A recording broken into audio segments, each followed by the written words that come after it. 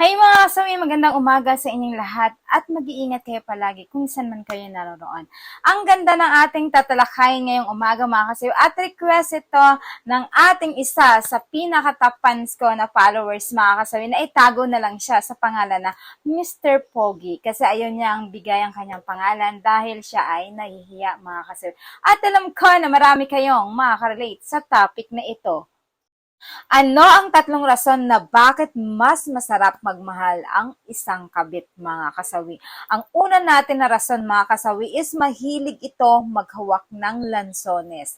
Alam nyo ba, ang isang kabit daw, mga kasawi, ay mahilig ito na maghawak ng lansones. At gustong-gusto ito ng mga kalalakihan kapag once na hinahalikan nila ang kanilang lansones, mga kasawi. Kasi nga, mas nasasatisfied sila kapag once na eto kaagad ang kanilang hinahawakan or pinaglalaroan, mga kasawi.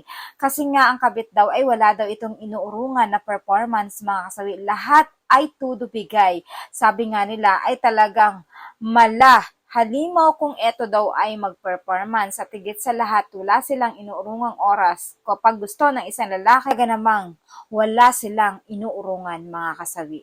Ayan yung ating una na rason, mga kasawi. Ang pangalawa, mga kasawi, is parang tungko kung kumapit ito, mga kasawi.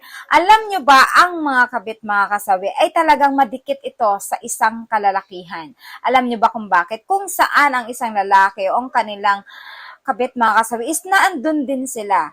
Yung kumbaga hindi na sila natitiwalag pa. Kailangan kung saan pumunta ang isang lalaki ay lagi siyang kasama, mga kasawi, para lang hindi mawalay ang isang lalaki sa paningin niya, mga kasawi.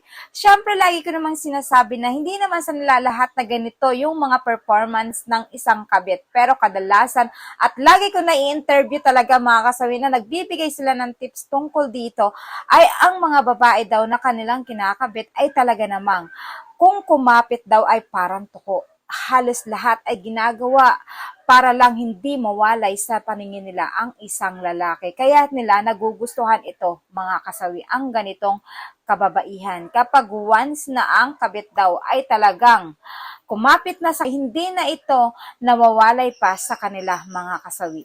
Ayan yung ating pangalawa na rason. Ang pangatlo, mga kasawi, is climax of love. Alam niyo ba, ang mga kabit, mga kasawi, ay talagang matindi ito pagdating dito. Alam mo yung sukdulan na talagang 100% na talagang pag nagdating dito, mga kasawi, is ginagawa nila ang lahat ng iba't ibang posisyon para ang isang lalaki ay talagang mabaliw sa kanila pagdating dito. Alam niyo ba, ang mga kababaihan, kapag once na umariba ito sa kanilang lalaki, mga kasawi, is talagang ginagawa nila yung talagang mapipil ng isang lalaki na talagang wala nang bukas pa. Kasi nga talagang binibigay nila yung 101% na talagang performance pagdating sa lovemaking, mga kasawi. Kaya kung saan-saan sila nagla-lovemaking, ang lahat ng posisyon sa isang lalaki para lang matikman ng isang lalaki ang hindi niya natitikman sa kanyang legal wife na asawa, mga kasawi. At syempre, like ko nga sinasabi, na talaga ang mga kabit ay talagang malahalimaw ito kapag kadating dito, mga kasawi. Talagang kung bumira ay bibira talaga lahat. Kung talagang gusto ng bira ay bibira talaga ito. Kasi nga, doon nila masasatisfied ang lalaki at doon nila pinaparana sa isang lalaki ang kakaibang aron sa mga kasawi. Kumbaga, in short, ay talagang gagawin lahat para lang ang lalaki ay mababaliw ito at hindi siya makalimutan pagdating dito, mga kasawi.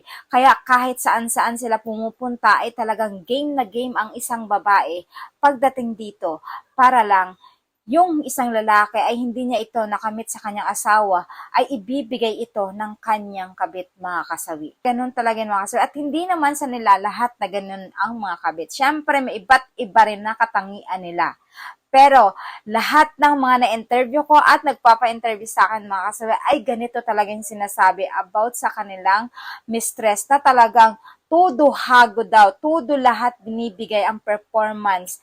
Kumbaga wala silang inuurungan kahit anong gawin sa kanila na lalaki, talagang mas magaling daw ito kumpara sa kanilang mga misis, mga 'di ba may kasabihan nga, mga kasawi, na masarap daw yung bawal kasi doon daw nila nararanasan at nararamdaman ang tunay na sarap sa bawal, mga kasawi. Kaya marami talagang kumakapit sa kabit, mga kasawi.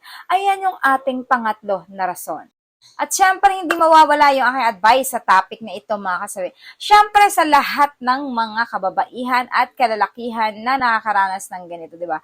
Sabi nga nila, kung kaya ng kabit na gawin ang kanyang performance na 101%, kailangan tayo mga legal wife ay kailangan gawin din natin ito. Walang masama kung gagawin natin ang kanilang gusto sa isang kabit, 'di ba mga kasabi? Kailangan kung nakaya ng kabit na magposisyon ng ganito ay gawin din natin. Walang masama ito dahil asawa din naman natin sila, mga kasabi. Para at least si Mister ay hindi na humanap pa ng iba at higit sa lahat para makontento na siya na sa'yo lamang siya, mga kasabi. Siyempre, ang mga kalalakihan kasi ay naghahanap talaga yan ng kakaibang performance pagdating dito. Siyempre, like ko naman sinasabi na iba't iba naman yung kalalakihan. May ibang lalaki naman na ako kontento sa ganito sa mga misis, pero kadalasan kaya sila naaakit or kaya sila natutukso kasi may mga babaeng nanunukso at talagang binibigay sa kanila yung talagang performance na hindi nila natitikman sa kanilang asawa.